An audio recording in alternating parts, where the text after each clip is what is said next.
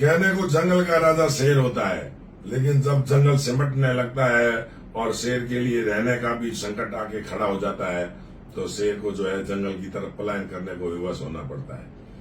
शेर यदि जंगल से पलायन कर जाता है तो उसका मतलब यह नहीं है कि कहीं उसकी ताकत या वजूद के ऊपर कोई या उसके अस्तित्व पर खतरा आ गया है, लेकिन जीवन जीने के लिए उसे किसी और जंगल का सहारा लेना पड़ता है।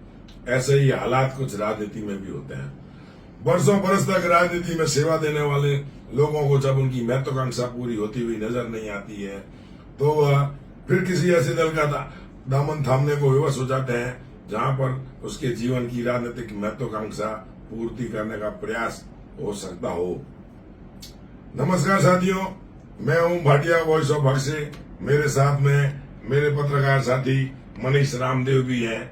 और जैसा कि आपको सर्वविदित है कि कल हमने एक ट्रेजर लगाया था और जिसमें सूत्रों से मिली जानकारी के अनुसार, पुष्ट सूत्रों की मिली जानकारी के अनुसार कांग्रेस के एक कद्दावर नेता का जो है वह भाजपा के अंदर जाने का संकेत हमें मिला था कि बहुत जल्द चुनाव से पूर्व जो है एक भाजपा कांग्रेस का बड़ा लीडर जो है वो भाजपा का रास्ता पकड़ सकता है, भाजपा का दामन थाम सकता है।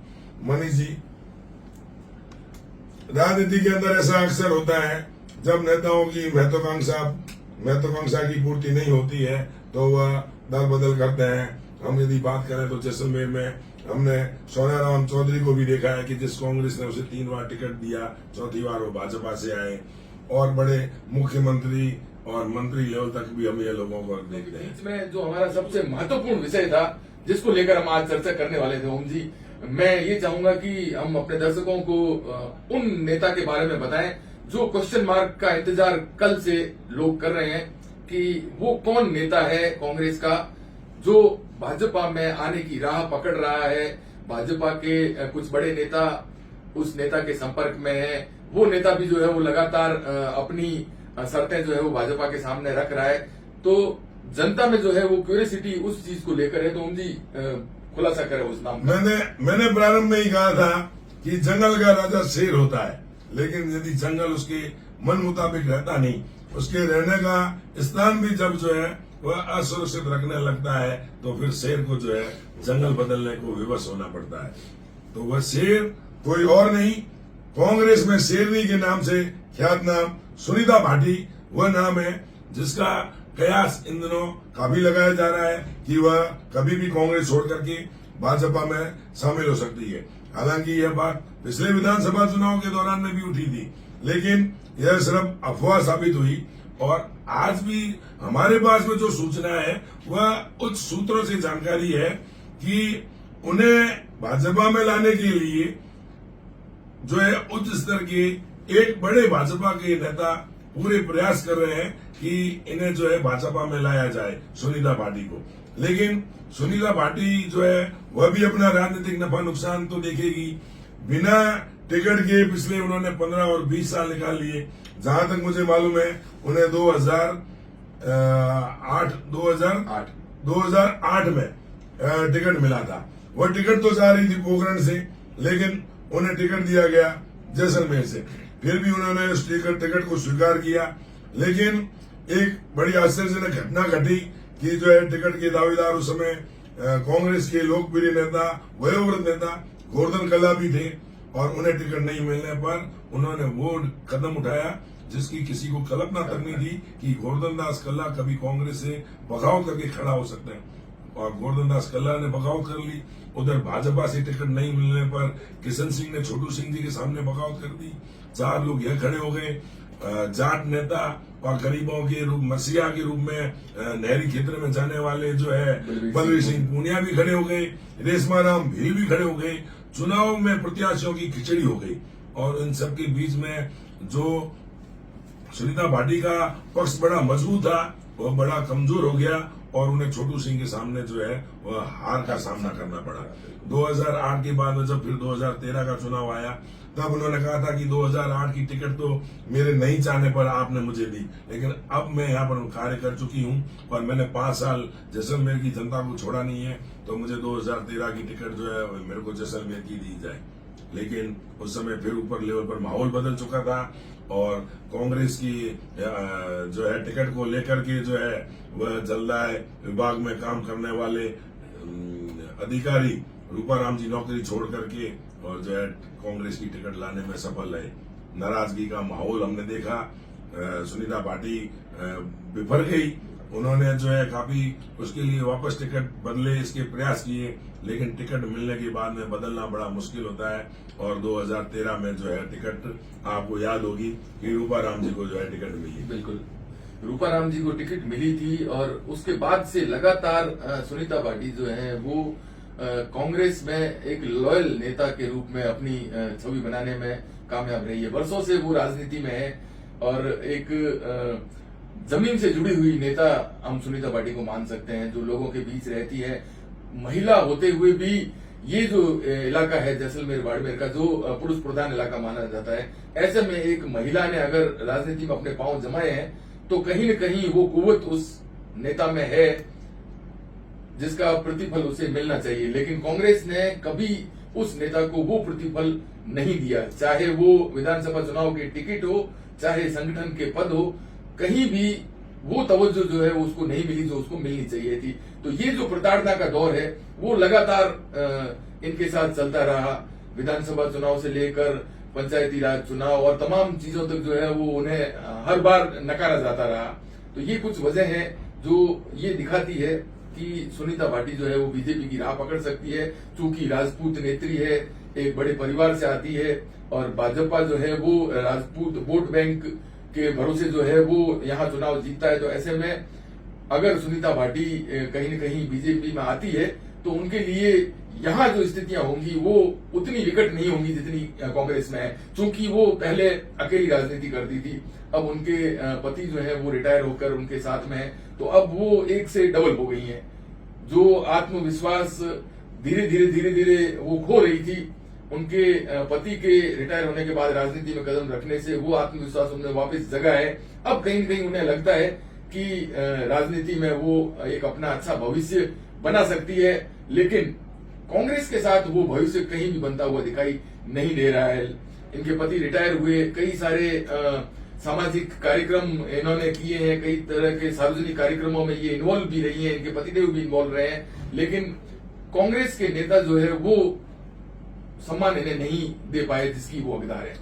आपने बात की कांग्रेस में भविष्य की, बिल्कुल बात सही है कि एक समय था जब कांग्रेस के अंदर राजपूत लोगों की ही तूती बोला करती थी, लेकिन वह समय जमाना जो है भोपाल सिंह की मृत्यु के बाद में वह जमाना खत्म हो चुका। और जैसे ही फकीर परिवार ने कांग्रेस में अपनी राजनीति शुरू की, धीरे धीरे इन लोगों ने कांग्रेस को अपनी जेबी संस्था बना लिया। और होता कांग्रेस में वही था जो गाजी फकीर कहते थे, सालेम मोहम्मद और ये लोग भी छोटे थे, लेकिन कांग्रेस में होता वही था जो गाजी फकीर कहता था, जो फतेह मोहम्मद कहते थे, वही उस कांग्रेस में हुआ करता था। और कांग्रेस में उन्हीं लोगों को स्थान मिलता था जो कि इनकी हाँ में हाँ मिलाए, जो इनमें इनकी राजनीति गुलामी करे और जो इनकी राजनीति कठपुतली बना रहे। यह तीनों ही गुण गए और चाहे अवगुण गए, सुनीता पाटिल में कभी नजर नहीं आए। सुनीता पाटिल हमेशा जब भी बोलने खड़ी हुई तो उसने राजनीति में कभी नफा नुकसान नहीं देखा कि मेरे बोलने से फकीर परिवार खुश होगा या नाराज होगा। उन्होंने राजनीति कभी किसी को खुश करने के लिए नहीं करी, वह हमेशा घुराती रही और हमेशा दहाड़ती रही। फकीर परिवार नहीं चाहता कि कभी उसके समकक्ष जो है कोई घुराए और दहाड़े। खामोश रहे तो फकीर परिवार उसके ऊपर हाथ रख सकता है, लेकिन खामोशी सुनीता पाटिल को स्वीकार नहीं थी। गुलामी करने का ब्लड इनमें नहीं था, किसी की गुलामी करके राजनीति करे। यदि गुलामी करके राजनीति करने का ब्लड इनमें होता तो आज संगठन में या जनप्रतिनिधि के तौर पर या बड़े पद पर जरूर होती। बिल्कुल एक महिला होने के नाते यह अकेले दम पर हमेशा कांग्रेस में अपने विरोधियों से लड़ती रही और हमेशा जो है किसी भी प्रकार इन्हें टिकट मिले इसके जरूर प्रयास करती रही, लेकिन टिकट मिल जाए इसके लिए इन्होंने कभी स्वाभिमान से समझौता नहीं किया। और तीसरी रही बात कठपुतली की, कठपुतली ने बनाना भी जो है बनना किसी का स्वीकार नहीं था। मुझे मालूम है कि जिस समय जिला परिषद के चुनाव हुए थे, जिला प्रमुख के चुनाव हुए थे, तो यदि फकीर परिवार चाहता तो इन्हें जिला प्रमुख का पद दे सकता था। जब इनके परिवार से विधायक बन रहे थे तो यह उस लेवल की नेतृत्व थी, लेकिन इन्हें जो है जिला परिषद से भी वंचित रखा गया। समय समय पर कांग्रेस में इन्हें बेइज्जत करने का किया गया। कोई दूसरा और नेता होता तो कभी का घर पकड़ करके बैठ जाता, लेकिन इन्होंने न तो घर छोड़ा, न इन्होंने घर पकड़ा और न इन्होंने कांग्रेस छोड़ी। डटी रही है यह हमेशा डटी रही। दूसरी बात रही कि भाजपा में जाने की, तो मैं मनीष जी एक बात कहता हूँ, भाजपा में जाना और भाजपा में लाया जाना दो अलग अलग बात है। तो भाजपा में यह जाती है तो इन्हें अपने कद के अनुसार पद मिलता है या नहीं मिलता है वो हम कह नहीं सकते, लेकिन यदि भाजपा में इनको ले जाया जा सकता है, कहीं न कहीं भाजपा के उच्च नेताओं में यदि कहीं ऐसा दिमाग में ऐसी कोई बात आई है कि सुनीता भाटी का जो उपयोग होना चाहिए था कांग्रेस ने नहीं किया, लेकिन हम कर सकते हैं, तो जो है भाजपा को फायदा हो सकता है। दावेदार खूब है भाजपा के अंदर, ऐसे में इनको लाए तो उन नेताओं के अरमानों पर पानी फिर सकता है। लेकिन हम पिछले कुछ समय पहले ऐसे देख चुके हैं कि कांग्रेस के जो है बड़े नेता, कद्दावर नेता, 3 बार के सांसद कर्नल सोनाराम चौधरी को जस्ट इसी तरह के चुनाव से पहले ला करके और सांसद बनाया गया, जो कि आरएसएस को, भाजपा को, पदाधिकारियों को गाली देने का कोई मौका नहीं चूकते थे। लेकिन राजनीति में गाली भी जो है फूलमाला की तरह है, इसे फूलमाला ही माना जाता है और इसके ऊपर ज्यादा कोई गंभीरता से, गहराई से नहीं सोचा जाता है।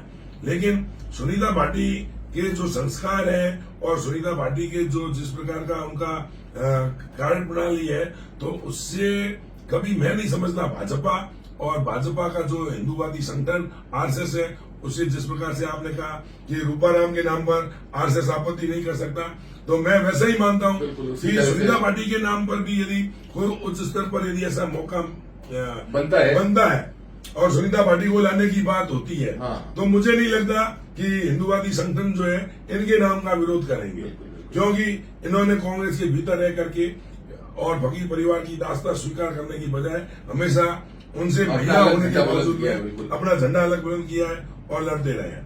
दूसरा ओम जी, एक चीज जो है वो सूत्रों के हवाले से हमें ये भी पता लगी थी कि सुनीता भाटी और बीजेपी के बीच में जो बातचीत चल रही है उसमें सुनीता भाटी ने कुछ शर्तें जो है वो भाजपा के सामने रखी है।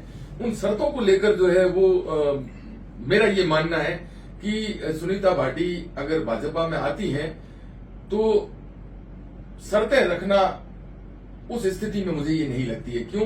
क्योंकि निश्चित रूप से सुनीता भाटी एक बहुत अच्छी नेता है, बहुत अच्छी वक्ता है, जनता से जुड़ी हुई है, लेकिन अगर हम वोट बैंक की बात करें तो ऐसा कोई बड़ा वोट बैंक नहीं है जो इनके साथ में है, जिसको लेकर ये भाजपा में आती है तो भाजपा को लगता है कि कोई बड़ा फायदा जो है वो इनसे होने वाला है। क्योंकि भाजपा में पहले से ही उम्मीदवारों की इतनी रस्साकसी मची हुई है और जितने भी नेता भाजपा की ओर से दावेदारी कर रहे हैं, सभी नेता अपने आप में धुरंधर नेता माने जाते हैं। जैसा कि हम जो दावेदारों के नाम हैं कि 2 बार के विधायक रह चुके छोटू सिंह भाटी इस बार दावेदारी कर रहे हैं, जो जनता के बीच में लोकप्रिय है, एक जन नेता की छवि वाले नेता माने जाते हैं और आम आदमी उनकी बात करता है, छत्तीस कौम उनकी बात करती है। उसी तरह से सांग सिंह भाटी और उनके पुत्र आईदान सिंह वो भी जो है वो लगातार इस रेस में बने हुए हैं और वो परिवार भी कहीं न कहीं कमजोर स्थिति में नहीं दिखाई देता है। इसी तरह से विक्रम सिंह नाचना एक बहुत बड़ा नाम है जो भाजपा में लगातार अपनी दावेदारी कर रहा है। उसके अलावा अभी जो पवन कुमार सिंह और वीरेंद्र सिंह और इस तरह के कई सारे नए नाम हैं जो अपनी राजनीति में जो है वो स्थापित है और लगातार भाजपा के साथ जुड़े हुए हैं। तो ऐसे में शर्तें लेकर अगर सुनीता भाटी भाजपा में आना चाहती है तो ये राह जो है थोड़ी सी कठिन हो सकती है। शर्तें लेकर के आना चाहती है, वो हम ये नहीं कहते कि उन्होंने कोई आने के लिए अपनी शर्त रखी है। एक मनीष जी, बहुत बड़ा अंतराल होता है। 2008 के चुनाव में उन्हें टिकट मिला और उसके बाद में आज यदि वह उन्हें टिकट नहीं मिलता है, उनकी एकमात्र शर्त है, जो भाजपा यदि उनको लाना चाहते हैं तो वो यही कहते हैं कि मेरा जो वहां पर कांग्रेस में युद्ध चल रहा है वह टिकट को लेकर के ही है और यदि आप मुझे यहाँ टिकट देते हैं तो इसलिए बहुत बड़ी शर्त नहीं है। और भाजपा के बड़े नेता इनसे क्यों संपर्क साध रहे हैं, उन्हें ये क्यों नजर आया है मुझे मालूम है कि पिछले लोकसभा चुनाव में जब जसवंत सिंह जी खड़े हुए थे और उन्हें हराने के लिए वसुंधरा ने जब अपनी मूंछ की बाल की बात कही थी, तब मुझे मालूम है कि तनोट के अंदर जो है इनसे मुलाकात की थी वसुंधरा राजे ने और इन्हें जो है भाजपा में आने का निमंत्रण दिया था। इन्होंने जब मना किया तो इन्हें कम से कम ये कहा गया कि यदि नहीं आ पाते हैं तो आप कहीं न कहीं जो है अपने मतदाताओं या समर्थकों से जो है वह भाजपा का समर्थन करने की बात कहें। उन्होंने क्या किया क्या नहीं किया, लेकिन वो वसुंधरा राजे के उस समय के इस निमंत्रण पर वह भाजपा में नहीं आई। हालांकि जो है वो स्थिति निश्चित रूप से बन सकती है। राजनीतिक अनिश्चितताओं से भरा हुआ खेल है, इसमें कुछ भी संभव असंभव नहीं कहा जा सकता है। तो ऐसे में भाजपा में जो प्रत्याशियों की स्थिति है, प्रत्याशियों की दौड़ है, जो लगातार पिछले 5 साल से अपने आप को विधायक के रूप में उम्मीदवार के रूप में देख रहे हैं, वो तमाम लोग जो है कहीं न कहीं नाराज हो जाएंगे। इसका खामियाजा भी जो है वो भाजपा को उठाना पड़ सकता है। नहीं, ऐसी बात नहीं है। हम यदि बात करें और यदि हम देखें असम का चुनाव देखें, जहां पर जो है हेमंत बिस्वा कट्टर कांग्रेसी थे और उन्हें भाजपा में लाया ही नहीं गया, वरना आज मुख्यमंत्री बना दिया गया। राजनीति में कुछ भी असंभव नहीं है। राजनीति में जो असंभव होता है सबसे पहले संभव वही होता है। तो जो वर्तमान में जैसलमेर की राजनीति में भाजपा में टिकट को लेकर के गदर मचा है और जिस प्रकार से नित नए नाम सामने आ रहे हैं, हम देख रहे हैं इन दिनों क्रिकेट का आयोजन हो रहा है और क्रिकेट का आयोजन सिर्फ इसलिए किया जा रहा है क्योंकि ताकि वो अपनी टिकट की दावेदारी प्रमुखता से कर सके। सुख सिंह जी जो रिटायर्ड हुए हैं तो उनकी भी दावेदारी है, विक्रम बन्ना की भी दावेदारी है, सांग सिंह जी और छोटू सिंह जी भी प्रबल दावेदार है, वीरेंद्र सिंह जी ने भी रामगढ़ से दावेदारी की है। लेकिन जिस तरीके से जैसलमेर के राजपूतों में पिछले कुछ सालों से विवाद उत्पन्न हुआ है और विवाद बिखरा हुआ है, उससे ये कहीं न कहीं लगता है कि हाथ आती हुई सीट जो है चली जाएगी।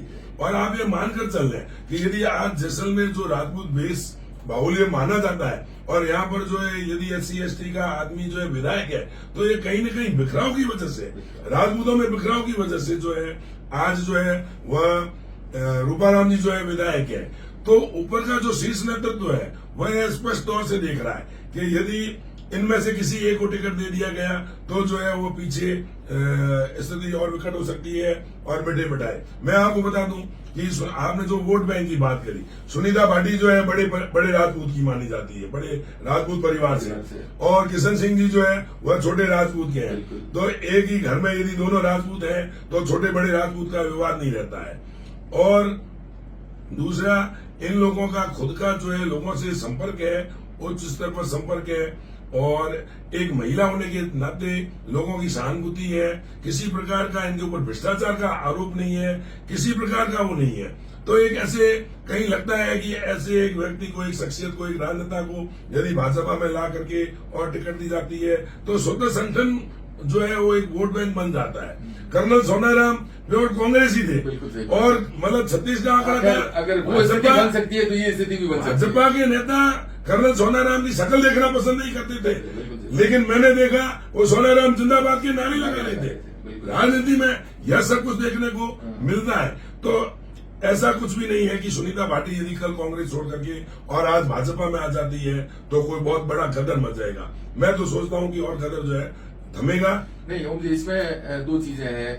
पहली चीज है कि स्थानीय स्तर पर अगर हम देखते हैं तो निश्चित रूप से गदर ही देखने को मिलेगा, लेकिन अगर संगठन ऊपर के स्तर से इस तरह का कोई प्रयास कर रहा है या सुनीता भाटी जो है वो संगठन के उन उच्च स्तर के नेताओं के संपर्क में है और वो उच्च स्तर के नेता सुनीता भाटी को भाजपा में लाना चाहते हैं, तो निश्चित रूप से ये संभावना बन सकती है। लेकिन स्थानीय स्तर की अगर बात करें, जैसलमेर संगठन की अगर बात करें, जैसलमेर के भाजपा नेताओं की अगर बात करें, तो जो खिचड़ी इन दिनों भाजपा की बनी हुई है, उस खिचड़ी में इस नए चावल की एंट्री जो है वो मुश्किल दिखती है। नहीं, जैसलमेर के नेताओं के हाथ में नहीं है कि किसे भाजपा में लाया जाए और किसे निकाला जाए। यह यदि कहीं ऐसा ये राय जो है वो कहीं न कहीं पूछी जाती है। इस लेवल का यदि कार्य होता है तो बड़े लेवल पर होता है, प्रदेश लेवल पर होता है और मैं तो समझता हूं कि केंद्र लेवल पर भी होता है, क्योंकि कई ऐसे नेता है इस विरोध के स्वरूप में जो है जिनकी पहचान ऊपर सेंट्रल लेवल पर है, वहां तक भी पहुंचेंगे। तो ये बड़े लेवल पर होता है और यदि इन्हें टिकट नहीं दी जाती है तो मैं नहीं समझता कि ये भाजपा में आएगी। क्योंकि जो स्थिति इन्होंने कांग्रेस में देखी है, फिर ये आकर के उसको भाजपा में देखे और किसी आश्वासन पर आए, तो इससे तो अच्छा जो अभी वर्तमान माहौल है उसी में चाहिए। अब आगे होता क्या है, मैं और किसी जिस नेता ने इनसे संपर्क किया है उस अकेले आदमी के हाथ में भी नहीं है इनको भाजपा में लाना और टिकट देना भी चाहे कांग्रेस हो और चाहे भाजपा हो, किसी एक व्यक्ति के हाथ में नहीं होता है। तो इसलिए यह सब कयास है। मुझे जिस प्रकार के सूत्रों से जो जानकारी मिली थी, और कुछ सूत्र हैं कि भाजपा का एक बड़ा लीडर जो है इन दिनों सुनीता भाटी और उनके हस्बैंड, उनके पतिदेव से संपर्क में है और इनसे बात चल रही है। यदि वह उच्च स्तर पर भाजपा इन्हें टिकट देने के लिए हामी भरती है, तो उसी शर्त पर ही सुनीता भाटी जो है वह इसमें भाजपा में आ सकती है, वरना जो वर्तमान माहौल चल रहा है वह चलता रहेगा। बिल्कुल, राजनीति जो है वो अनिश्चितताओं से भरा खेल माना जाता है, और जिस तरह से अब विधानसभा चुनाव में बहुत कम दिन शेष बचे हैं, तो ऐसे में दोनों ही दलों का ये टारगेट है कि किस तरह से चुनाव जीता जाए, किस प्रत्याशी को लाया जाए ताकि जो है वो चुनाव में विजय प्राप्त की जाए। कांग्रेस अपने प्रयास कर रही है, भाजपा अपने प्रयास कर रही है। तो ऐसे में इसमें कोई दोहराई नहीं है कि जिताऊ प्रत्याशी पर हर पार्टी अपना दाव जो है वो लगाना चाहेगी। तो ऐसे में अगर सुनीता भाटी को लेकर ये चर्चा चल रही है कि वो भाजपा में आ सकती है, भाजपा का उच्च स्तर का संगठन उन्हें जो है वो बीजेपी में ले सकता है, तो इन तमाम चीजों को लेकर आप लोगों को क्या लगता है? आप भी अपनी राय जो है हमारे साथ साझा कीजिए, और इन तमाम विषयों पर अपना विश्लेषण जो है वो हम लगातार जारी रखेंगे। आप अपनी राय से जो है वो हमें रूबरू करवाते रहे, ताकि इस विश्लेषण को और अधिक गहराई से जो है वो हम लोग कर सकें। और आपको यदि ये हमारा राजनीतिक विश्लेषण कहीं अच्छा लगता है तो उसे जरूर लाइक और शेयर भी करें, आम लोगों तक पहुंचाएं। और आगे भी चुनाव में अभी समय है, इसके बीच में घटनाएं घटित होती रहेगी, कई संभावनाएं बनती रहेगी। उन घटनाओं और संभावनाओं को हम आपसे रूबरू कराते रहेंगे। तब तक मैं अपना पत्रकार साथी मनीष रामदेव के साथ मैं आपसे इजाजत चाहता हूं। नमस्कार, जय हिंद, जय भारत। नमस्कार।